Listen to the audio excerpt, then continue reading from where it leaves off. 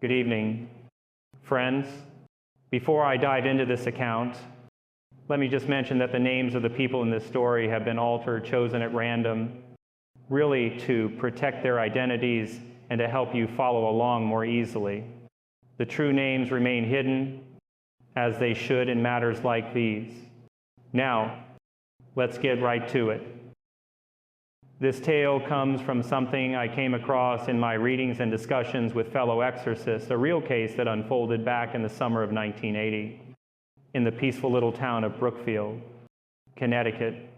Up in the northeastern part of our country, Brookfield was one of those places where life moves slow, with rolling hills and quiet neighborhoods, the kind of spot where families went to escape the hustle of bigger cities.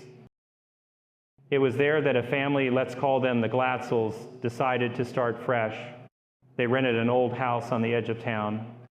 Nothing fancy, just a modest home with some land around it, including this overgrown area with an ancient well tucked away in the back.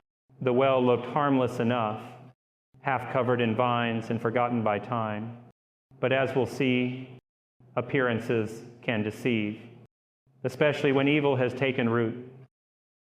The family consisted of Judy Glatzel, a homemaker in her mid-30s, devoted to her household and her faith, her husband, Carl Sr., a sturdy construction worker pushing 40, the type of man who believed in hard work and logic over anything unseen, and their children, Debbie, the eldest at 18, full of energy and optimism, Alan, 13, a typical boy with a mischievous streak, and little David, just 11, curious and playful, always exploring.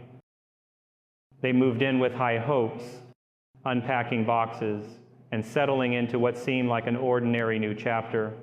Debbie had just started working at a local dog grooming shop, where she met a young man named Arne Cheyenne Johnson, 19 years old. A tree trimmer by trade, strong, kind-hearted, and soon to become her boyfriend. He'd stop by the house often, helping out, becoming part of the family fabric. Everything felt right, blessed even in those early days. But beneath that calm surface, something dark lingered. You see, that old well wasn't just a relic. It carried a curse from centuries past. I hesitate to rush into the details because these things unfold gradually, much like how evil often creeps in subtly at first, testing the waters before it strikes. From what I've gathered, the well had been the site of unspeakable rituals performed by a man named Elias Thorne, a wicked soul who lived back in the late 1600s. Thorne was no ordinary villager. He was accused of witchcraft during those dark times in Connecticut's history, a period echoing the infamous Salem trials just across the border in Massachusetts. Thorne, they say, was a brutal figure, one who dabbled in the occult, sacrificing innocent children, even to gain power from the infernal realms. He invoked forces beyond human understanding, calling upon entities from ancient grimoires like the Ars Goetia, texts that list demons and their domains.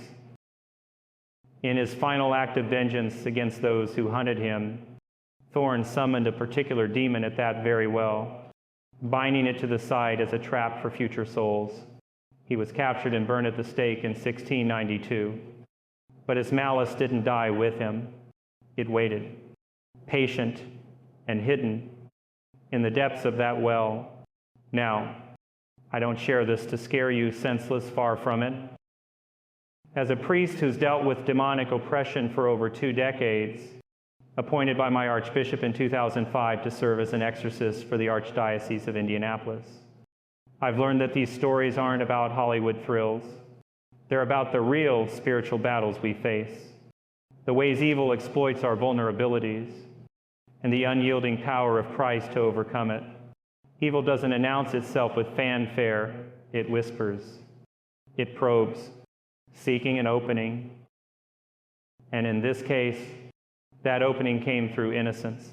It started with young David, being the curious boy he was. He helped his family clear the yard one afternoon. Poking around the property as kids do, he wandered over to that old well, peered down into its shadowy depths, and for a split second, he saw something that chilled him to the bone, the faint outline of an elderly man, gaunt and hollow-cheeked, with eyes glowing red like embers in a dying fire. He blinked, and it was gone. But the image stuck with him. That night, as the family slept, David woke screaming from a nightmare. He described seeing the same old man, but twisted now into a monstrous form with horns curling from his forehead, murmuring words in a language he didn't understand, ancient Latin. As it turned out, Judy and Carl rushed to his side, comforting him, chalking it up to the stress of the move or perhaps too much imagination from a boy his age. "It's just a bad dream, son," Carl would say, patting his back. "Shake it off." But dreams like that don't just vanish, they fester. The next morning, David seemed fine, playing outside as usual. But by evening, the scratches appeared red welts on his neck and chest, deep enough to draw blood, looking for all the world like claw marks from some invisible hand. No one had touched him. He'd been alone in his room. Judy bandaged them, worried, but rationalizing it as maybe an allergic reaction or him scratching himself in his sleep. Still, a mother's instinct kicked in. She prayed over him that night, asking for protection. Little did she know, this was only the beginning, a subtle invitation from the entity tied to that well.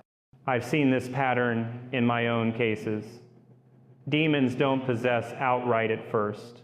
They oppress, wearing down the spirit, making you doubt your own senses. As days turned to weeks, the incidents grew. David would wake in the dead of night, speaking in a voice not his own, a deep, gravelly tone like that of an old man, quoting passages from the Bible twisted out of context, or lines from John Milton's Paradise Lost, a poem about the fall of angels. Imagine an 11-year-old boy reciting, "Better to reign in hell than serve in heaven," with a sneer that didn't belong on his face. Debbie, being the protective big sister, witnessed this one evening while babysitting. She froze, her heart pounding, as David's eyes glazed over. Arnie, who was there visiting, tried to snap him out of it, shaking his shoulder gently. "Hey, buddy, it's me, wake up." But the air in the room turned icy cold, unnatural for a summer night. Carl, ever the pragmatist, dismissed it as sleepwalking or some medical issue. "We'll take him to the doctor if it keeps up," he'd grumble, not wanting to entertain anything supernatural. Faith was important to the family. They attended church, but like many, they preferred to keep the spiritual world at arm's length until it forced its way in. Then came the prediction that shattered their denial. One afternoon, David stared blankly out the window and muttered, "The neighbor's car is going to crash today right there on the bend." Hours later, sure enough, a screech of tires and a thud echoed from the road. The family rushed out to see their neighbor's vehicle wrapped around a tree, the driver shaken but alive. It was exact, down to the spot. Panic set in. Judy clutched her rosary tighter. Carl paced, mumbling about coincidences, but deep down, they knew something was wrong, terribly wrong. This wasn't stress or imagination. This was an intrusion from beyond. What they didn't realize yet, and what would be revealed through painstaking investigation, was that the entity was no random spirit. It was Zepar, a demon from those ancient texts. one associated with manipulating love into obsession and igniting violence where peace once reigned. Thorn had called upon Zephyr in his rituals, using the well as a portal, a gateway to hellish influences. Zephyr preyed on families, sowing discord, turning affection into aggression. And David, with his innocent glance into the well, had unwittingly opened the door. In my experience, that's how it often starts. A moment of curiosity, a forgotten curse, and suddenly the demonic has a foothold. As the oppression mounted, the family clung to normalcy, but cracks were forming. Alan noticed strange shadows in the corners. Debbie felt watched when alone.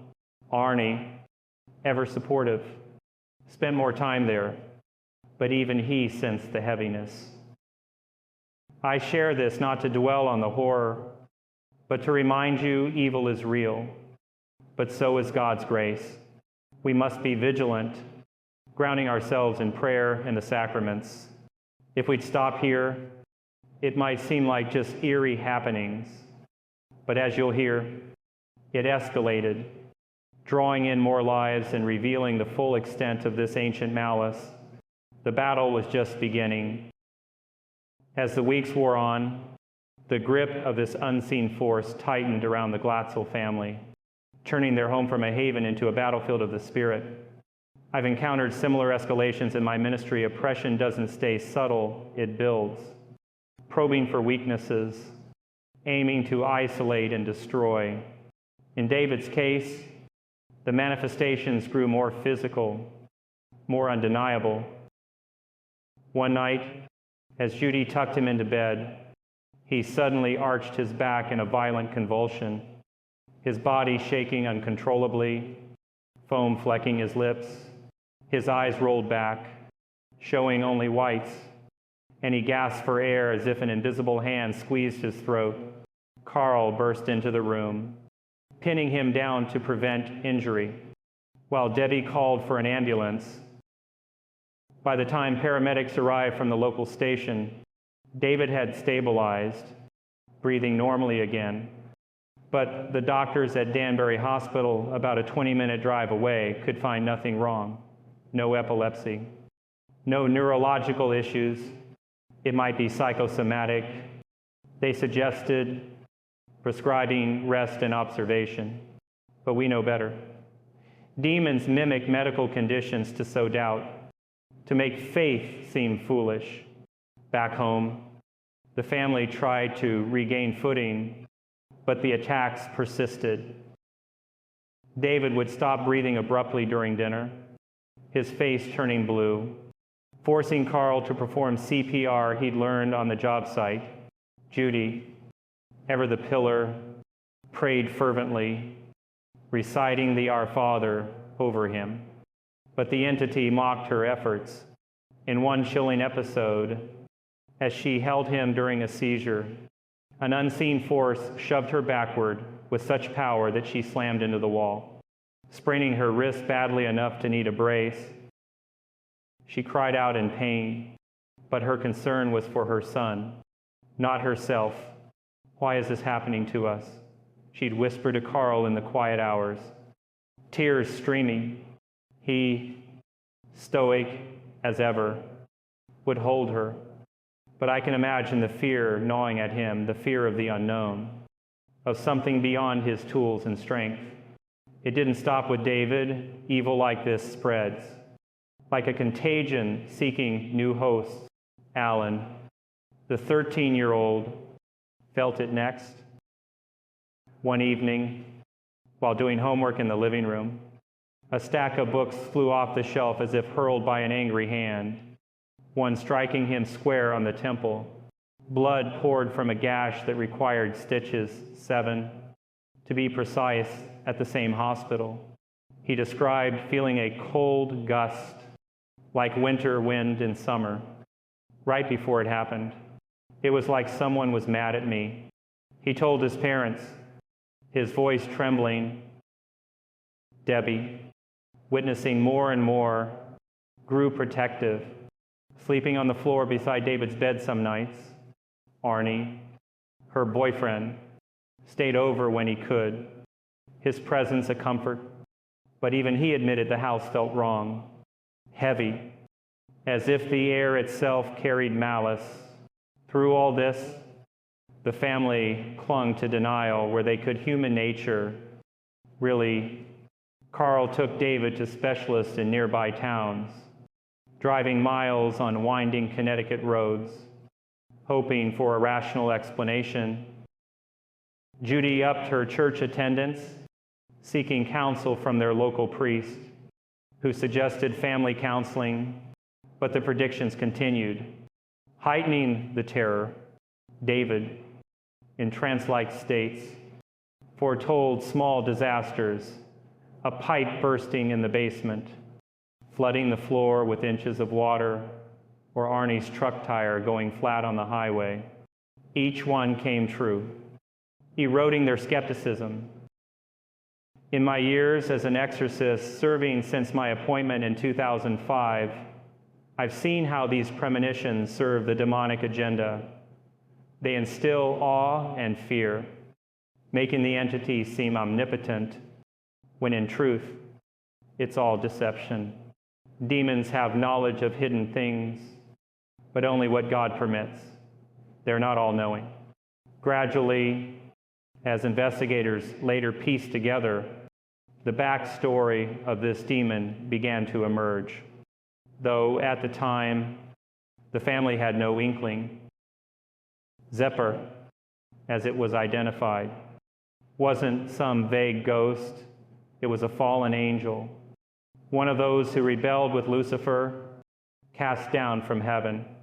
In medieval lore, from texts like the Lesser Key of Solomon, Zephyr is described as a duke of hell, commanding legions, specializing in perverting love, twisting it into lust, jealousy, and ultimately violence. He appears in grimoires as a soldier in red armor, but his true form is deception itself.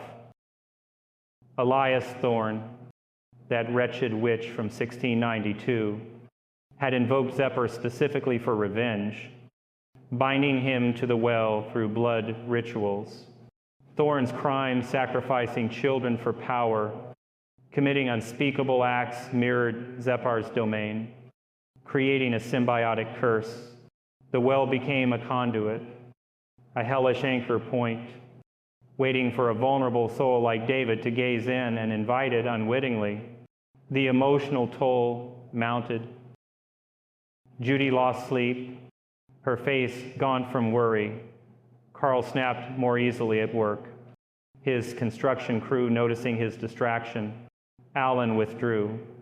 Avoiding the yard where the well loomed like a sentinel, Debbie confided in Arnie, their young love tested by this shadow. "We have to fight this," she'd say, her voice fierce. One attempt at resistance came when Debbie, drawing from her Catholic upbringing, sprinkled holy water from the church font around David's room.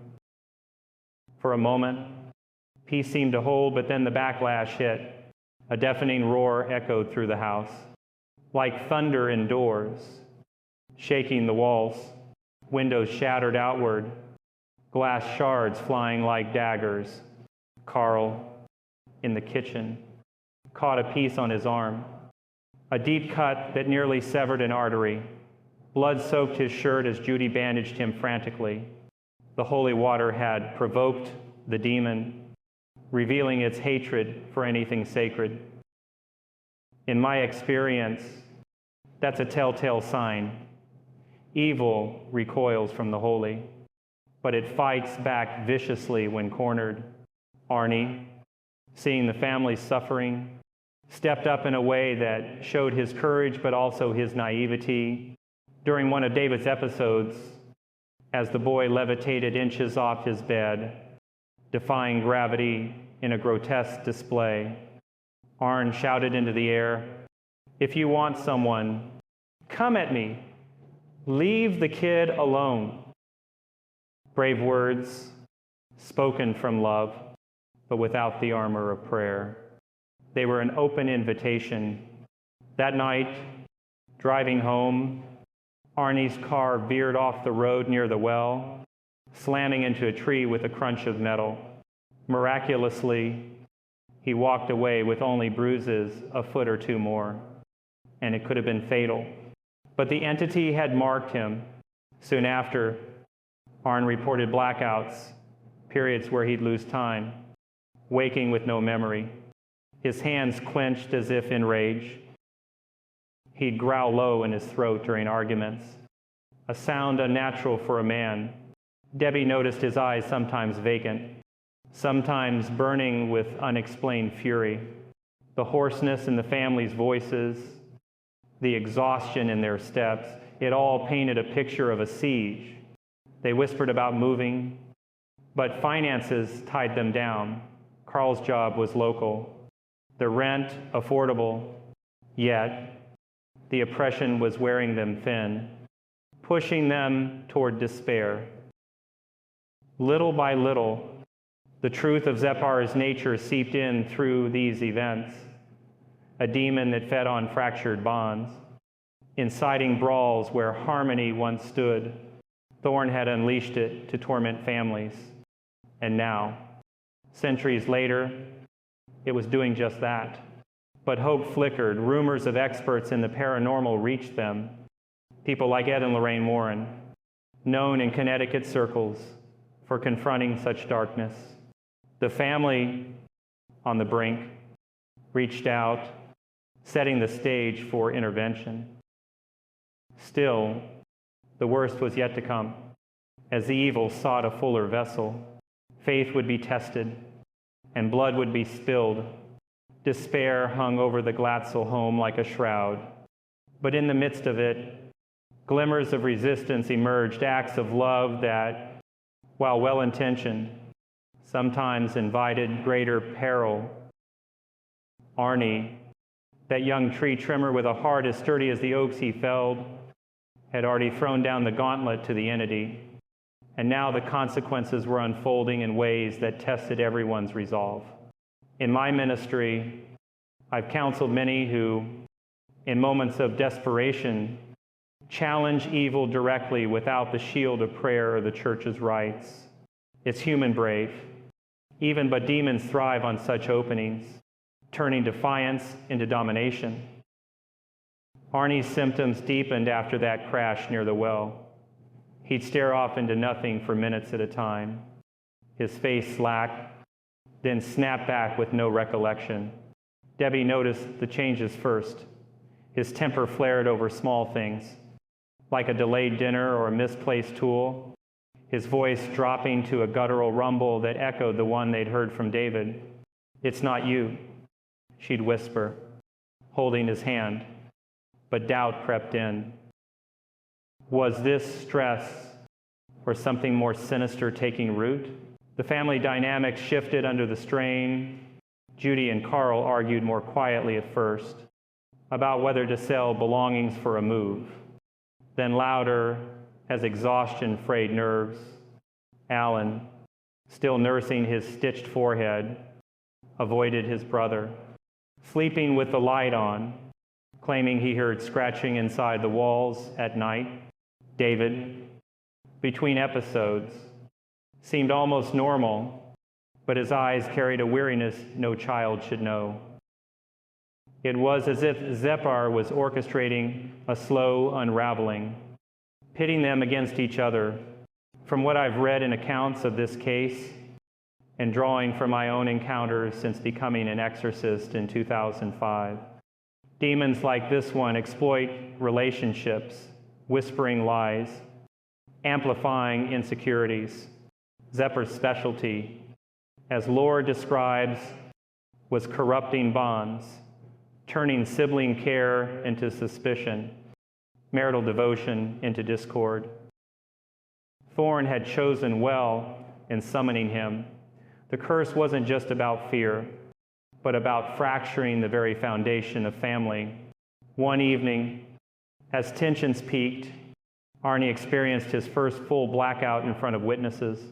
They were gathered in the living room, trying to watch television for a semblance of normalcy, a rerun of some sitcom to drown out the unease.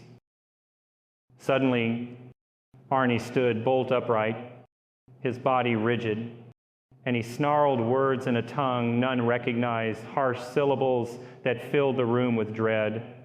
David, across the couch, whimpered and hid behind Judy. When Arn came to, sweating and confused, he claimed no memory, but his knuckles were white from clenching. I felt like something was pulling strings inside me. He later confided to Debbie. She, bless her soul, turned to faith more earnestly, attending daily Mass at the local parish, bringing back blessed medals and crucifixes to hang on the walls. But evil mocks such efforts when not backed by communal prayer. It waits, then strikes harder. That's when the influence began to spill beyond the home, drawing in outsiders who unwittingly became part of the web. Enter Alan Bono, not a family member, but connected through work and proximity. Bono was the owner of the dog kennel where Debbie groomed pets and Arnie occasionally helped with maintenance. A 40-year-old man with a rough edge, shaped by years of hard living. He lived nearby, his property backing onto that same cursed land with the well. Though he dismissed local legends as old wives' tales, Bono struggled with alcohol bottles hidden in his office. His breath often sharp with whiskey, and his temper was notorious among employees. Fights with customers over bills, outbursts at staff. He was a man carrying his own demons, the humankind which made him ripe for exploitation. In my experience, entities like Zepar latch on to such vulnerabilities, using people as conduits to amplify chaos. Bono started showing up at the Glatzel house uninvited, ostensibly to check on Debbie, but his visits carried an undercurrent of agitation. At first, it seemed harmless, Bono offering advice on the weird stuff happening, sharing beers with Carl on the porch. But subtle shifts occurred. He'd argue with Arnie over trivial matters, like tool borrowing or work schedules, his face flushing red, veins bulging. Once, during a heated exchange in the kennel yard, Bono grabbed Arnie by the collar, shouting accusations of laziness, only to back off, confused, as if unsure why he'd erupted. Debbie broke it up, but she sensed something off Bono's eyes, usually bloodshot from drink, now held a gleam that mirrored the red glow David had described.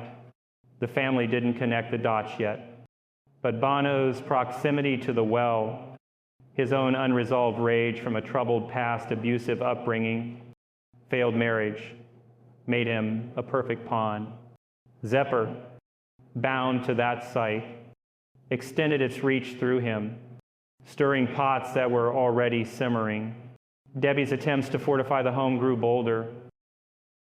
Inspired by stories from church friends, she organized a family rosary one night, all kneeling in the living room, beads clicking in unison. For an hour, peace reigned, no disturbances, just the soft murmur of Hail Marys. But as they finished, a low hum built in the air, vibrating the floorboards. Objects rattled, cups on the counter, pictures on walls. Then, with a crack like gunfire, the front door swung open on its own, slamming against the stopper. Wind howled, and though the night outside was still, carrying a stench of sulfur that made eyes water, Alan screamed as his rosary beads scattered. Pulled by invisible force, Judy crossed herself, urging them to pray louder. But the entity retreated only after minutes of terror. It's fighting back because we're fighting, Debbie said afterward, her voice steady despite the shake in her hands. Arnie, pale but determined, nodded yet inside. He felt a tug, a whisper urging confrontation. Bono's role deepened insidiously. He'd invite the family to barbecues at his place, but these gatherings turned sour. One afternoon, with kids from the neighborhood playing, Bono, 3 beers, and snapped at a child for knocking over a grill tool. Grabbing the boy's arm hard enough to leave marks, Arnie intervened, pulling him off, and the two nearly came to blows right there. Fists raised until Debbie stepped between. "What's gotten into you?" she asked Bono, who blinked as if waking from a daze. Later, alone with Arnie, she confided her fears. "It's like whatever's in the house is in him too." Indeed. The curse's radius extended. The well's shadow touched those nearby, especially the weak-willed. In exorcism cases I've handled, this ripple effect is common demons seek to isolate the afflicted by alienating allies, turning friends into foes. As autumn leaves fell in Brookfield, the oppression evolved into something more calculated. Arn's blackouts increased.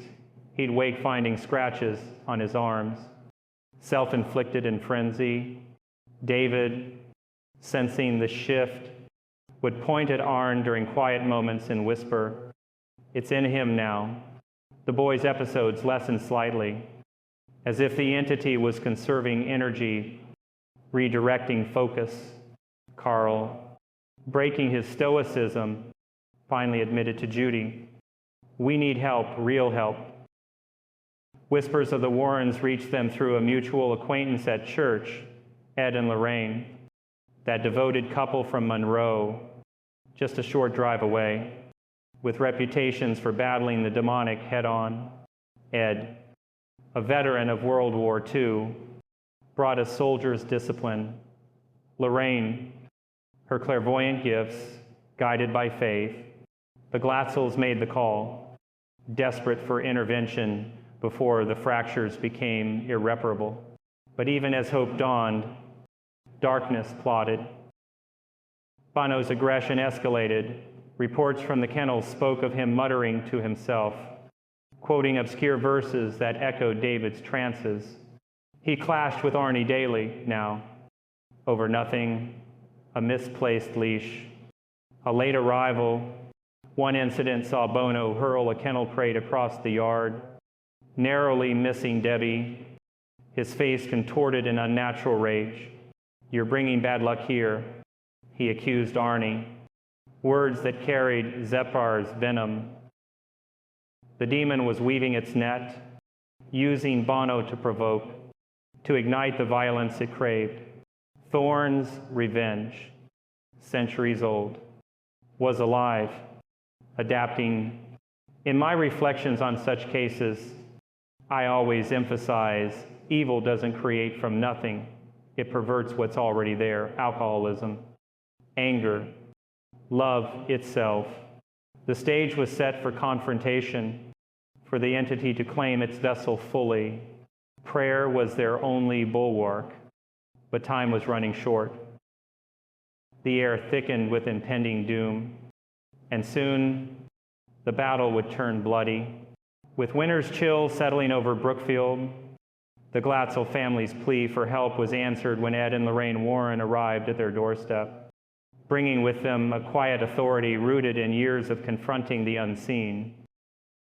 Ed, in his mid-50s, carried the steady gaze of a World War II veteran who'd seen earthly horrors and now battled spiritual ones.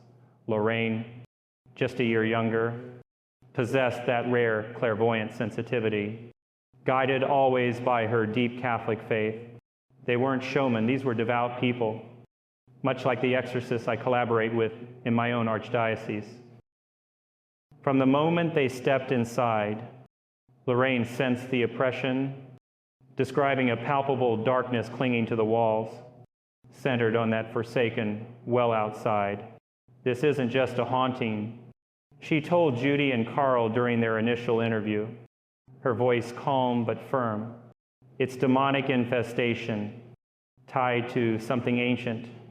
The family, exhausted and hopeful, poured out their story, the scratches, the voices, the levitations, while Ed took notes, his demeanor unflinching. The Warrens wasted no time, organizing the first of several minor exorcisms with the aid of local clergy. They enlisted Father Nicholas Grieco, a seasoned priest from the diocese, along with 5 others, all authorized by the church to perform these rites. In my own practice, appointed as I was in 2005, I always stress that true exorcism isn't spectacle. It's a solemn prayer of the church, invoking Christ's authority through the ritual Romanum. The Warrens adhered to this, no theatrics, just structured intercession. The first session unfolded in the living room, cleared of furniture, with holy water sprinkled in a perimeter and crucifixes placed at each corner. David sat in a chair, flanked by his parents, as the priest chanted in Latin, Exorcizo te, omni spiritus immunde. I command you, every unclean spirit. Lorraine held a relic of a saint, her eyes closed in discernment, while Ed monitored for physical signs. As the prayers intensified, David's reaction was visceral. He thrashed against restraints they gently applied for safety, his voice shifting to that gravelly timbre, spewing insults in archaic tongues, Aramaic phrases, mocking the clergy, calling them hypocrites of the Nazarene. One priest felt a sudden chill, his breviary knocked from his hands by an unfelt wind. Judy wept silently, clutching her rosary, while Carl stood rigid, his construction calloused hands balled into fists. Arnie and Debbie observed from the doorway, Arnie's face paling as if recognizing the pull within himself. During this rite, glimpses of the entity's identity surfaced, David. In trance, muttered Zepper repeatedly, describing visions of an armored figure amid flames. The Warrens noted it, cross-referencing later with demonological texts. Zepper, they confirmed, hailed from medieval grimoires, a fallen angel documented in the 15th century Pseudomonarchia Daemonum by Johann Weyer, and earlier in Solomonic keys. Once a cherubim in the heavenly choirs, Zephyr fell with the rebels, twisting his dominion over affection into tools of seduction and strife, inciting wars of passion, barrenness in unions, and bloodlust in the betrayed. The second exorcism, a week later, delved deeper, held at dusk to symbolize light overcoming shadow. It revealed more of Zepper's history through Lorraine's insights and the boys' compelled confessions. Zepar had been invoked across centuries. In Renaissance Europe, he fueled illicit affairs leading to duels. In colonial America, he whispered to the desperate. But his binding to the well stemmed from Elias Thorne's 17th century rites. Thorne, a refugee from English persecutions, had etched sigils into the well's stones, offering souls in exchange for vengeance. During the session, David levitated again, this time higher, his body horizontal 3 feet off the floor, rotating slowly as priests sprinkled holy water. Steam rose from his skin where droplets hit, and he howled names of Thorne's victims, long-dead children from 1692 records. Alan Bono, though not present, was mentioned in the entity's taunts. The drunkard will be my blade. The Warrens exchanged glances. Bono's volatility had been flagged in their interviews. By the third rite, toward year's end, progress showed David's fits lessened, his eyes clearing of that haunted glaze. But as I've witnessed in cases, demons don't flee easily. They relocate, seeking stronger holds. Arnie felt it acutely now. Post-session, he'd collapse in fatigue, dreaming of red-eyed figures urging violence. One night, alone in his apartment miles away, he awoke with a knife in hand. No memory of fetching it from the kitchen. Debbie noticed his growing isolation, his reluctance to visit, but when he did, Bono's presence exacerbated it. Bono, increasingly erratic, had taken to loitering near the Glatzel property, claiming concern for Debbie but eyeing Arne with unexplained hostility. His drinking worsened, empty bottles littering his kennel office, and employees whispered of his rants about shadows in the well. Zepar was maneuvering, using Bono's frailties to orchestrate Climax. The Warrens, piecing the puzzle, warned Arne, stay grounded in prayer, don't engage alone. They conducted a blessing on him, but the transfer was underway. David, freer now, confided to Lorraine, "It's leaving me for him." The family tasted relief. David slept through nights, played outside without fear, but tension simmered at the kennel. Bono's outbursts peaked. He'd berate Arne over minor tasks, once shoving him against a fence during an argument about payroll. "Your trouble." Bono slurred, his breath reeking. Arne restrained himself, walking away, but inside, a foreign rage boiled.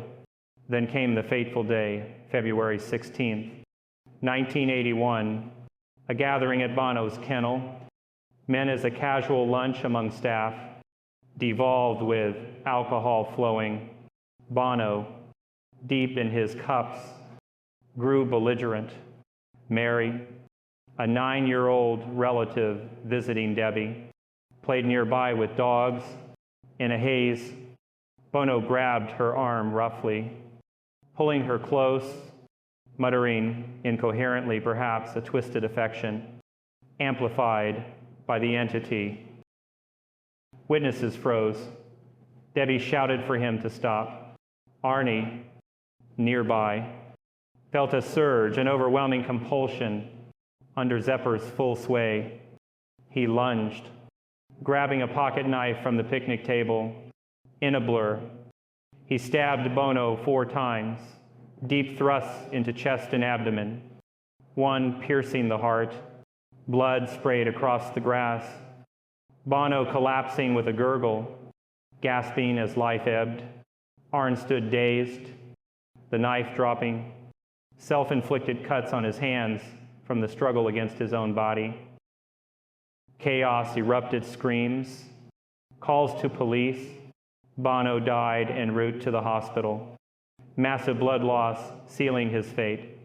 Debbie, witnessing it all, collapsed in shock, requiring medical care for exhaustion. Arne was arrested on site, mumbling denials, his eyes vacant. The Warrens arrived soon after, confirming the possession's peak. In my reflections, such tragedies underscore evil's cunning, using human vessels for destruction, perverting protection into murder. Zepar had fulfilled Thorne's curse, but the church's intervention had weakened it. Yet, the aftermath loomed. Legal battles, lingering scars. The light of faith pierced the dark, but at great cost. In the wake of that bloody confrontation at the kennel, the small town of Brookfield reeled, sirens piercing the February chill as police swarmed the scene. Arne stood there, bloodied knife at his feet, his hands trembling not from cold, but from the horror of what had just transpired through him. Officers from the local department handcuffed him without resistance. He muttered incoherently about shadows and voices, his eyes distant, as if peering into an abyss. Debbie, still in shock, was rushed to a nearby clinic for observation, her body racked with sobs, her mind fractured by the sight of her boyfriend, the man she loved, transformed into an instrument of death. Judy and Carl arrived soon after. faces ashen, holding each other as they learn the details. Bono's lifeless form loaded into an ambulance, too late for revival. The Warrens, notified by a frantic call, hurried over, offering prayers amid the chaos. But the immediate battle had shifted from spiritual to earthly law enforcement. Hospitals, statements under harsh fluorescent lights. Arnie was charged swiftly, murder in the first degree, though his defense would pivot on the extraordinary. Held at the county jail in Danbury, a stone's throw from the courthouse. He underwent evaluations, psychiatrists probing for insanity, but finding a man coherent yet haunted. It wasn't me.